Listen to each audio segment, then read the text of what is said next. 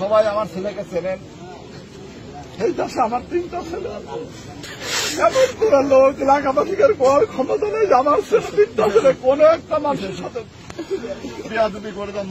বাবা আপনি ইনশাআল্লাহ, আমি এই গর্ব করে বলতে পারি আমার ছেলে অপরাধ নাই, কোন অপরাধ নাই। আমার ছেলে নিষ্পাপ, ফুলের যদি নির্গন্ধি থাকে, দোষ থাকে, আমার ছেলে কোনো দোষ নাই। আমার ছেলেকে আজ যে কারণে গুলি করে হত্যা করা হয়েছে, আজকে সারা বাংলাদেশে হাজার হাজার মায়ের সন্তানকে শহীদ করা হচ্ছে। আমি আমার ছেলেকে সেই শহীদদের কাতারে বিলিয়ে দিলাম। এর বদলায় আল্লাহ তুমি এই আমার কিছু নাই আল্লাহ।